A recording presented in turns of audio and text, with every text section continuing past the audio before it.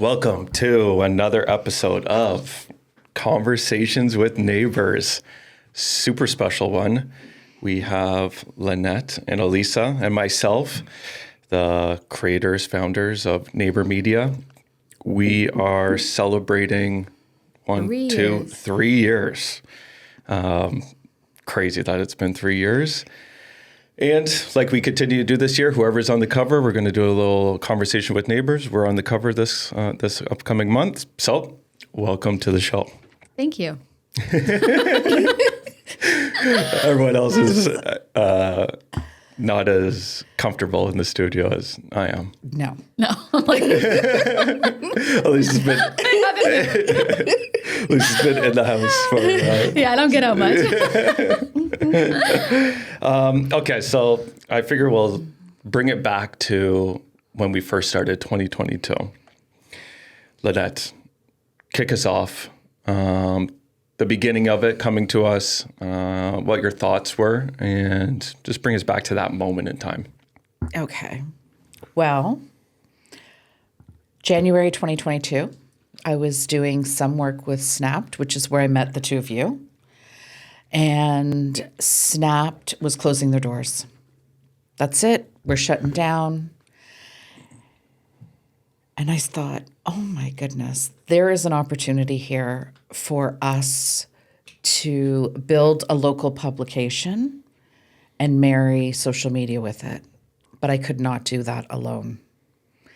It was only if you guys were interested. And that's a big leap of faith because you're young, you're starting your life together, you have big dreams, family, house, and to jump into a business where who knows what's going to happen. So I called you both up. I don't know, I think I called Elisa and I said, is Miles around? And how do you guys feel about starting our own local publication? Do you think we could do it? And you said, hell yeah. Hell yeah, we can do it. And We did it. we launched from there.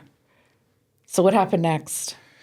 Well, it was a quick turnaround. We went from putting out the last edition of the old publication to finding a new printer, a new designer, creating a new paper, creating social pages, creating logos, creating website, creating our brand kit in like a month. And we put out our first edition that had us on it in April 2022. What was it, like 16 pages? It was 16 pages. Took the picture at Lynette's house. We had a few people who, followed us and believed in us from the beginning, but it was scarce in comparison to where we are now. And since then, we've been building and adapting and tweaking and growing, and here we are 3 years later. Yeah. And we all complement each other from a skill set standpoint, and as well, the way that we're also approaching of what we want to build. I know, Lynette, in this chapter of your life, it was all about community and giving back and sharing good news and really, really focusing on that. For myself personally, I believe that there was a real white space in the market for this type of business, both from just like a modern local media company and what that means. I always think of the lens of Neighbour Media of kind of two different approaches to it. One, for the neighbors that live in our community and like the content that we can share for them and showcasing events that have happened, events that are coming up, both in the paper and in social and in our newsletter. But then as well, too, for our partners and building tools and services to help them communicate who they are, what they do, what makes them special, and kind of holding both those two pieces as we continue to build and evolve the business. But the early days, it was keep it as simple as possible. We started with a paper. I don't even know. Lynette went and found the first couple advertisers to get in there, the early supporters. Mm. We definitely lost some money on the first couple of them, but because also too, it's when a new thing launches, right? It could be well, are you actually here to stay? Yeah. Right? Especially a free local community paper, while kind of the world was telling us community papers isn't the business to be doing it. We knew that we had more ideas from a business model standpoint to make that sustainable too. But, month after month, we got more and more buy-in. We kept showing up, kept appearing, kept going to events, kept networking with people.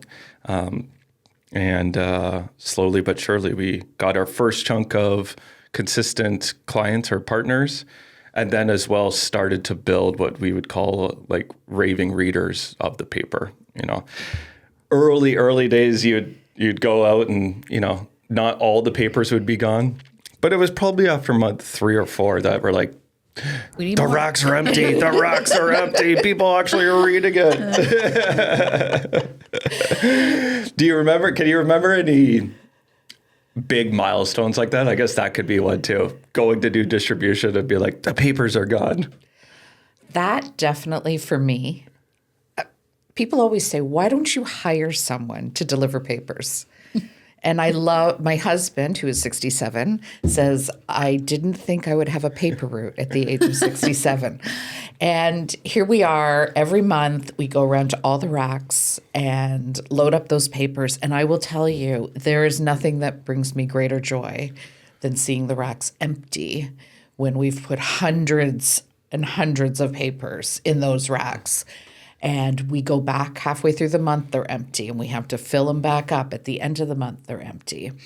And when I'm filling up the rack and somebody grabs a paper that's what I was going to say. If I see someone reading it, it's the best. And seeing somebody in the community.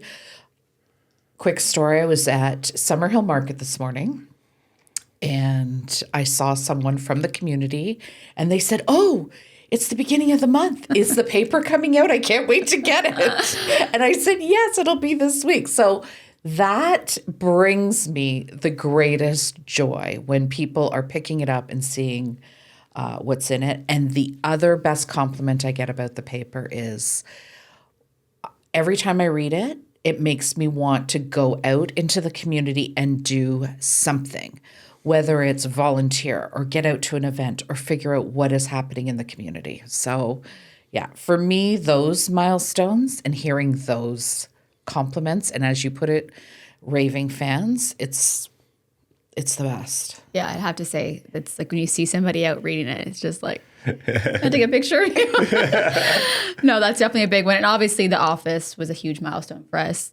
Not like we weren't legit before, but it's been over a year now since we took possession, and June will be when we open the doors, and game changer. Like having a place where we can come together and other partners can come in and people can stop by and say hello, just having lunch in St. Andrews Village and wanted to come see the space.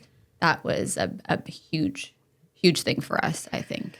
And I want to say for the paper, like Elisa, you do such a great job at putting together. Like you're so thoughtful. OCD.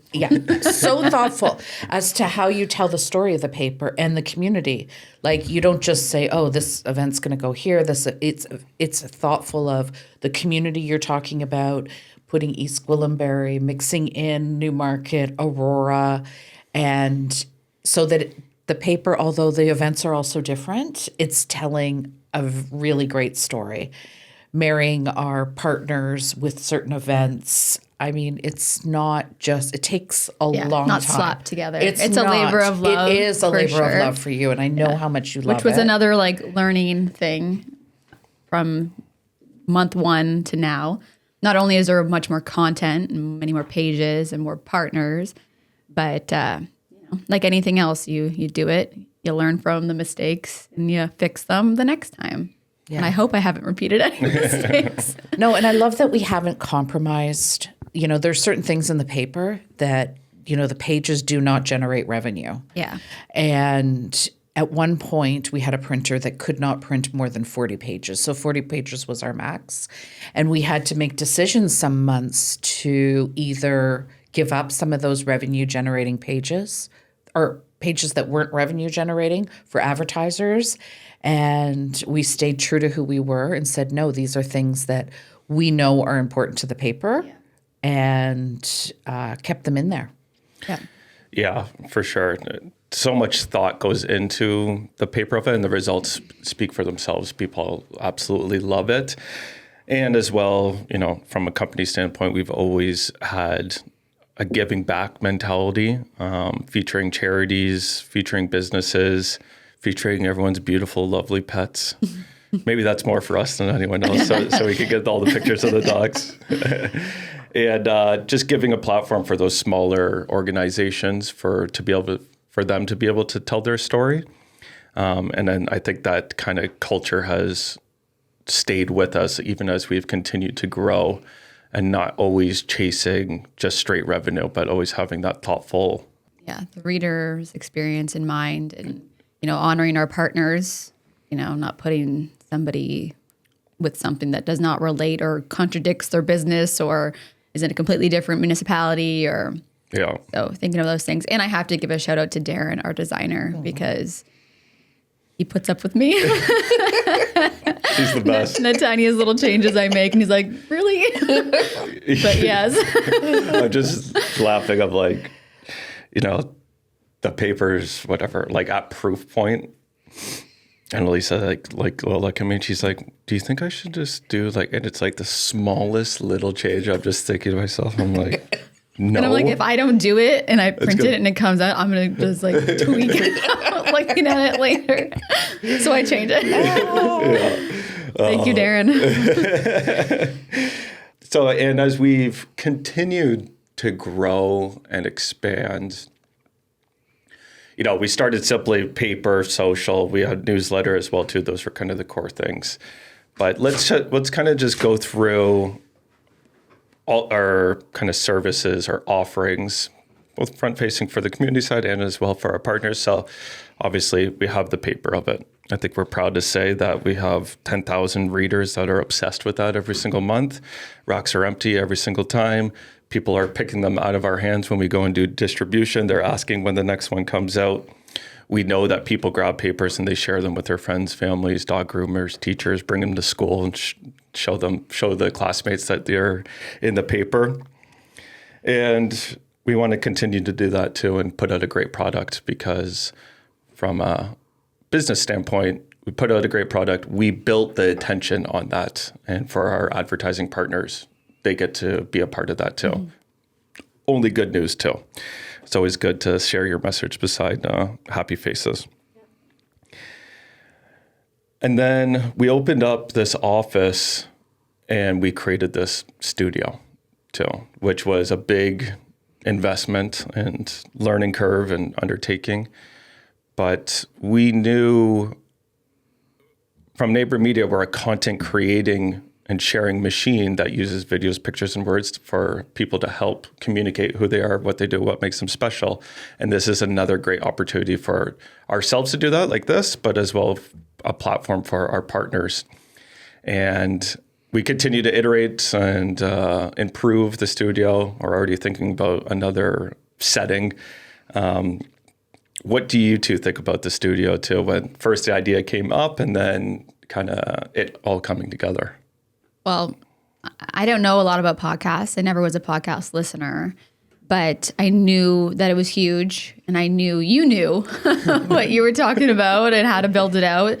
So I think Lynette and I put our blind trust in you to quarterback this piece of the business. And it, like you said, it's grown. Every time I come here, there's new lighting and there's the curtains change and there's signage, and you learn and you tweak, and it's turned out to be I watch all of them now that come out of the studio. They're all so good, including your Finding Rhythm podcast.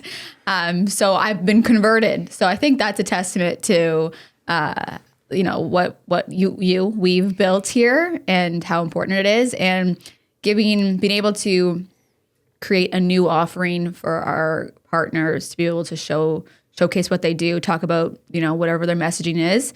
I think is super important and beneficial for them.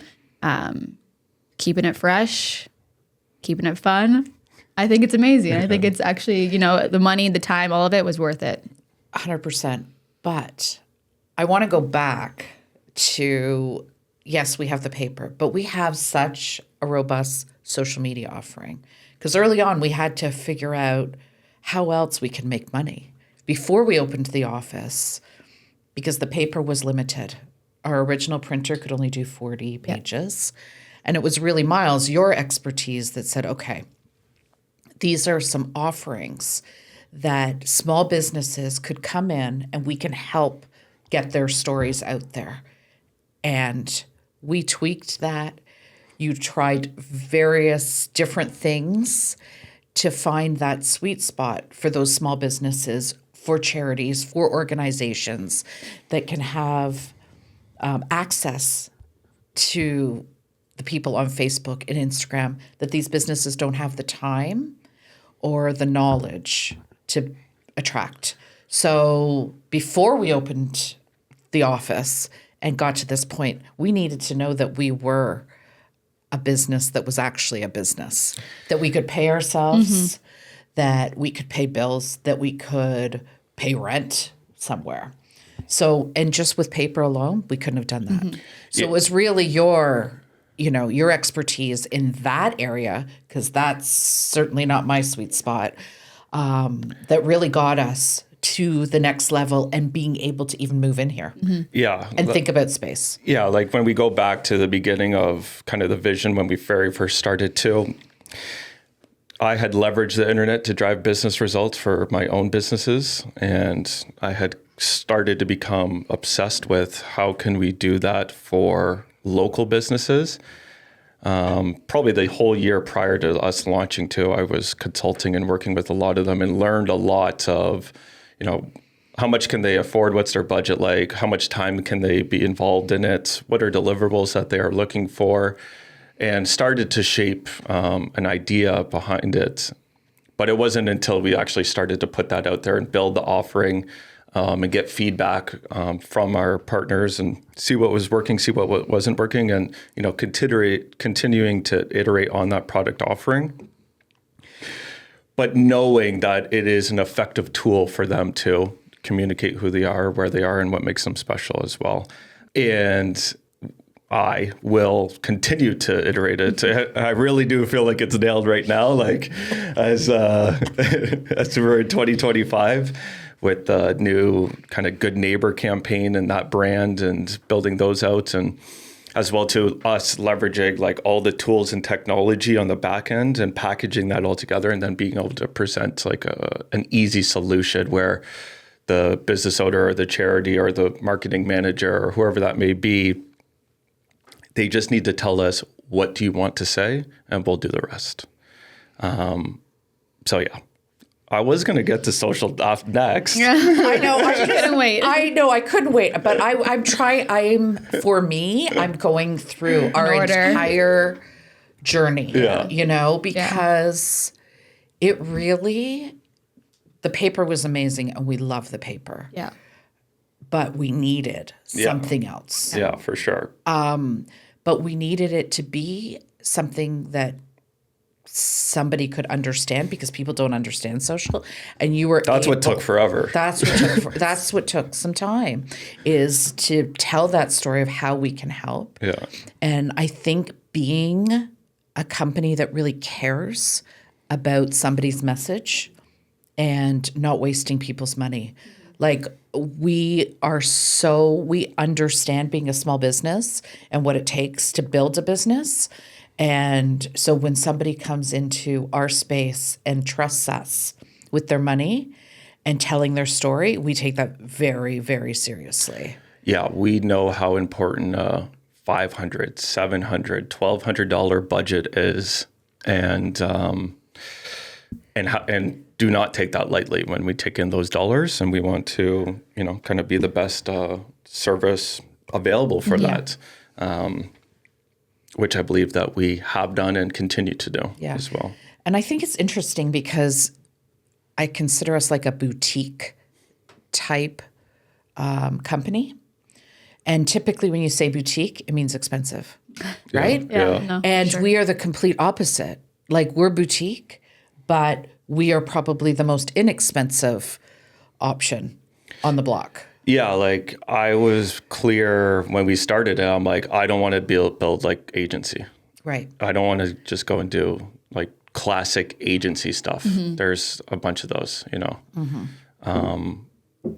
Something else needs to be offered in the market. And you have to create unique and custom offerings in order to do that too, in unique ways of delivering that service, which is helping you communicate. Yeah. Right. And I think it's unique that when you bring us into your business, it is us. Like it's not we're just the front face. faces on the and then somebody back here is doing the work. It really is us that we do all the work. Yeah. So that's, I think, kind of unique also. Yeah, for sure. Where do you want to go to That's next? podcast. Okay, so social- now, so we're at the point of opening we didn't even know if we were going to open an office, right? We had talked about it. Yep. We said, well, we got to find the right space. Yes. We Gotta be can't the just right go, amount. the Yeah. right price. We can't just go anywhere. We're neighbor. Yeah, true. Also another Right? scary time too, because it's like we worked so hard to get to a point where we could actually like pay ourselves, even if it was like a little bit of money. Yeah. Now we're like, let's pay rent. We're like, forget that. Yeah. Not only let's pay rent, So Do a full remodel. that was also another thing, but it was the belief of what we were building out too. So we were looking for the space. We're thinking about it, right? Yeah. I Not don't- actively searching, but thinking about it. Yeah. Like in the future, like down the road, we'll have a space. That's right. And if something came up, Yeah. we'd consider it. And it did. How did it come up? Well, we were in St. Andrews Village doing a video for St. Andrews Village in emerging Aurora. And the property manager was like, oh, I have a quiet space upstairs we can film, because it was November and it was cold and it was windy. And so we came up here, and Lynette and I looked at each other. We're like, how is this place not occupied? It does not look like how it does now. It was bare bones, hadn't had any life in it for years. But Lynette and I walked around. We're like, damn, this could be it. So I think we came back another time to show Miles, walked around. It was going to need a lot of love, but if the price was right, we'd be down. And it worked out. So I think it was February 14th. I think it was Valentine's Day last year, where contracts were signed. We had the keys and we were in here. And then it was, a few months of hard work. Shout out to Phil for that. My dad, he was the head contractor of the job.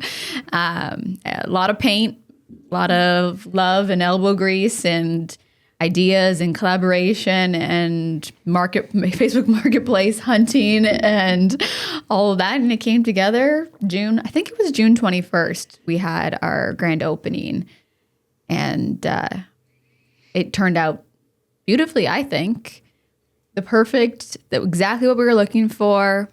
We had space for everything we wanted to do, which was another thing.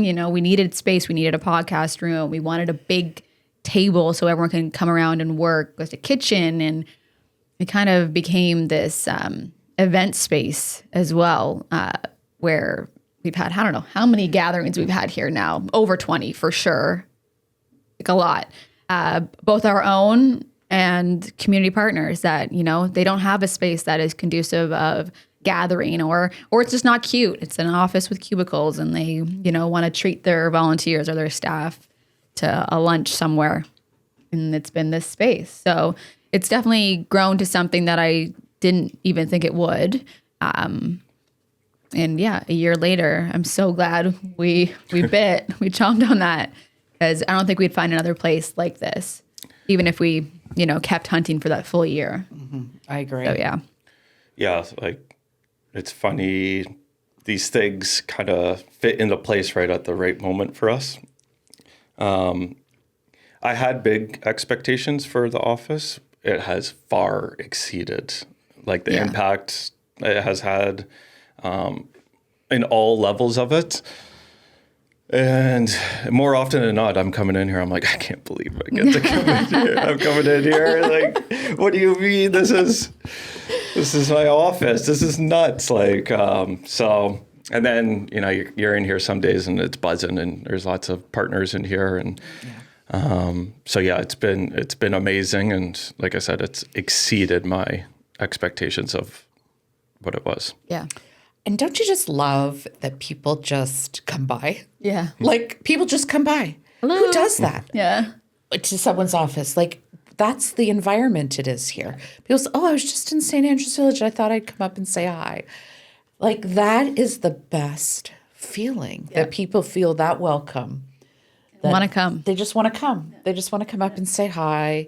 They want to drop off something yellow. They want whatever it might be. It's so rewarding. It like that just makes me feel good because I think when we were building the space, that's what we wanted it to be. Yeah, definitely. A place where people want to come and hang out with a cool neighbor, a fun neighbor. And We got a bar. we have a bar.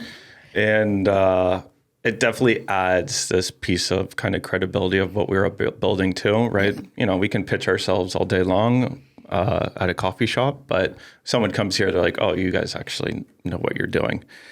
And with the office and kind of this new chapter, we needed, of course, another new website to go with it, to show it. And then when we were thinking about this new website, what else would we want on it too? We wanted to create the events page on it. You know, events is a big part of our business, a big part of the community, showcasing what's coming up, documenting what has gone on. And we wanted to create a platform, a free platform for neighbors to go up and see what's going on around town, and then as well a place for people to upload their events and kind of get this free distribution and free awareness of that too. So any notes on the neighbor events? We had the neighbor events in the paper, the page always, and then this is kind of the 2.0, the scaled up version of that too. I'll let you take it away, see how you're at all the Events. Again, I think what I really love about what we've built together is it's always through the lens of how we can help the community. How can we help the community live their best life where they live? And so the events just kind of was a natural, like people always said to me, how do I know what's going on? Can you tell me what's going on? And I'd be somewhere, how do you know all these things? And I thought, well, people just tell me. So why are we not telling them? So that, I think, was just a natural evolution for us. And that's what we're always thinking of as our business. And it doesn't always have to be revenue generating. The events page does not generate revenue for us at this point, maybe one day. But right now, that was not a priority for us. We just wanted it to be a space where people could upload their events, tell the community about it, and it be free. There's lots of different websites and everybody's promoting their own event, but you'd have to find every one of those separately. So Yeah. I think that again, just another example of what I love about what we're building is it is always we always stay in our lane, which is community and connecting the community to events. There's a natural organizations. progression. Yeah. To events, businesses, things going on.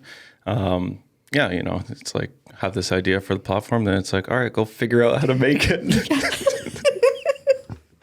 Yeah, can't hand that off to anybody. If we want to do something, you got to do You it. gotta do it. Yeah. Yeah. But yeah, no, it's a solid piece of it.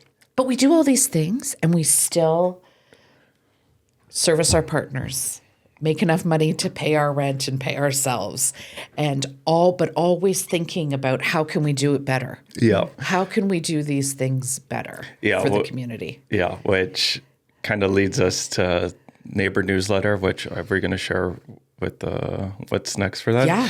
Which originally Neighbour Media, it was monthly paper, weekly newsletter, daily social. You know, that was kind of the core piece of it. And, you know, in my mind, I was like, oh, it's like email newsletters are really strong, you know, straight to the inbox. But you got to grow them big for it to be truly effective. You have to hit like a certain scale of that. but you have the idea that you got to do the work, right? And we're busy with paper stuff, client stuff, social stuff, figuring out that offering, then into the office, and then kind of studio kind of took this place of, okay, let's build this out. And but every new year, every anniversary, we kind of add something or make an adjustment.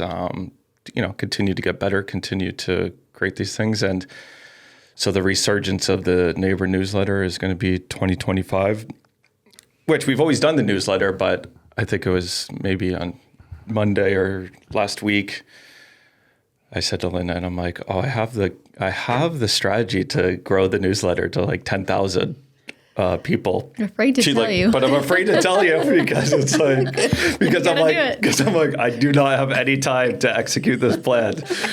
And then she like perks up at the end of the table. She's like, really? She's like, just tell me, like pretty much promise like, I won't make you do it. Pitching to be like, you won't have to do anything. Just let me know. So we are going to launch the Good Neighbor box, right? Good Neighbor box giveaway through the newsletter, which we're going to curate a box of local makers, goods, different items with a value of over $100 in each box of it. And then through our newsletter, we're going to do a giveaway where we're going to give away. We'll start off with the one, and then we'll see where that goes. Super excited about that because one, it's exciting for the people on the newsletter, the chance to win. It's also exciting for our local partners, Canadian businesses, give them a place and a platform to promote their stuff and build some excitement from both standpoints. So super excited for that. So you'll be seeing the ads that I will end up creating. And subscribe to the newsletter on the website. And subscribe to the newsletter. But we have Maggie's going to help with, shout out Maggie, who's been doing the newsletter for, how long has she been doing it now? Oh, like 6 months? 6 months, yeah. And so she's been doing a great job with that. And we've found a really good rhythm and cadence with putting out the weekly newsletter again, which I get the feedback, I get the replies on it too. And lots of people have been sending, this is great newsletter, all that. And so now we're going to take that kind of to the next level. And we're probably at like 2,500 subscribers to that too. But I figure by the time 1 year from now, it'll be over 10,000 easy. So next April. Yeah, next April. We'll be able to say 10,000. Yeah, probably before then, but. Heard it here first. Yeah, heard it here first. Yeah, watch out for the Good Neighbor giveaway box. Okay, so we open the office, and part of that office, the office is our podcast studio, which we say to Miles, okay, that's got to be your thing. Which in the office built, I think this is the most money we spent. For sure. Was in the podcast studio. Because everything else, we shopped on Facebook Marketplace. We were gifted a number of big items. Phil worked for free. Labor. So the equipment here was our biggest investment. And then we said, okay, this is our biggest investment. We need a return. Yeah. Earn it back. Yeah. Go. Yeah. So walk us through your ideas, because the conversation with neighbors was your idea. Yeah. And getting people in here to do conversation clips, all of these types of ways people could get additional content. So walk us through, Miles, your process. Yeah. I had like the top kind of vision for it, which was, a space to create content of it. I knew once we dove into it, you would really find the pockets of value in there, which conversations with neighbors, one, we need to create a show to show our partners this is how you do it and figure out the workflow, and you have a long form conversation, and you get the video, you get the audio, blah, blah, blah, blah, blah. But it was, number one, a conversation like this is very authentic, and you could go deep into topics of discussion. And the people that are watching or consuming it, they're just like listening in on the conversation. It's a much natural feel where a lot of people is short. It's all short clips. And then as well too, when they stare at the camera, they fall apart, right? But when you're just having a conversation like this, it's really easy to dive deep into your topics or the industry that you are in. And then you get the long form piece of content, called a 30-minute episode. You get the video, you put that on YouTube, you strip the audio out. We distribute that on Apple Podcast, Amazon, Spotify, so anyone can listen to the audio piece of it. From the long form piece, you'll say 3, 4, 5 really good, smart things. You can clip those out, add captions, then you can use those for social content as well. You could also transcribe your whole conversation. You could turn that into an email newsletter or into a blog post. So it's really creating many pieces of content from an hour of your time, right? And having that piece. So we have our shows, which is all fun and exciting. And then we create shows for our partners, the people that are industry leaders and they want their voice to be heard and, bring on their clients and give a platform for the people that they work with as well too. And I know for a lot of them, it's super cool for them to be able to invite someone to come to be on a podcast show, on their own show.